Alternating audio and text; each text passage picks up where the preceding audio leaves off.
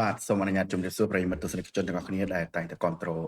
MC គង់ក៏ដូចជា Admin គង់មិនថាបណ្ដាញសង្គម Facebook ឬក៏បណ្ដាញសង្គមផ្សេងៗទេហើយសម្រាប់វីដេអូថ្ងៃនេះ Admin មានតម្រុយបាល់មួយគូនៅក្នុងបណ្ដាសិកាអាឡម៉ង់រវាងក្លឹប Mainz 05និងបើកកាឡាដ្ឋានស្វាគមន៍ក្រុមភ្ញៀវ Hoffenheim សម្រាប់ក្រុមទាំងពីរបើយើងមើលនៅក្នុងតារាងចំណាត់ថ្នាក់នៅក្នុងបណ្ដាសិកាអាឡម៉ង់គឺកំពុងតែស្ថិតនៅក្នុងបាតតារាងទាំងពីរលេខហើយសម្រាប់ Mainz 05កាលពីរដូវកាលមុនល្អតែរដូវកាលនេះដូចរៀងយ៉ាប់យើងមើលមក5ប្រកួតចុងក្រោយរបស់ក្រុមម្ចាស់ផ្ទះក្នុងនោះម្ចាស់ផ្ទះតែឈ្នះបានមួយប្រកួតទេណាហើយស្មើមួយចាញ់រហូតដល់3ប្រកួតហើយចំណែកឯក្រុមភ្ញៀវវិញក៏មិនល្អណាស់ណាដែរដោយបច្ចុប្បន្នហ្នឹងក្រុមភ្ញៀវដូចជាសិននៅលេខរៀងទី16ឆ្លងកាត់5ប្រកួតដូចគ្នាក៏មិនសូវជាកាក់កបដែរចំណែកឯការជួបគ្នាវិញយើងសង្កេតមើលមកត្រង់ចំណុចនេះក្នុងទឹកដីរបស់ Mainz 05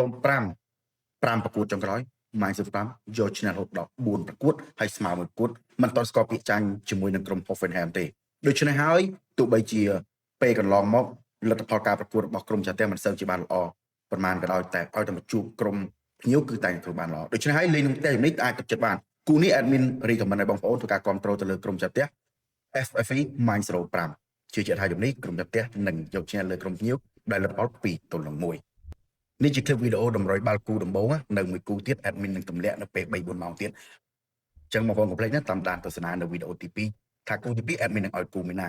ហើយបងប្អូនចង់បានធីបបាល់ពិសេសផ្សេងៗជាច្រើនទៀតអាចធ្វើការ join ក្រុម AKFC Sport Tip មកចូលរួមជាមួយនឹងសមាជិក AKFC Sport Tip ជាមួយ Admin ទាំងអស់គ្នា link នៅក្រោម profile របស់ Admin ជាចុងក្រោយនេះចុច like ចុច share follow Admin ជួបគ្នានៅវីដេអូក្រោយបាយ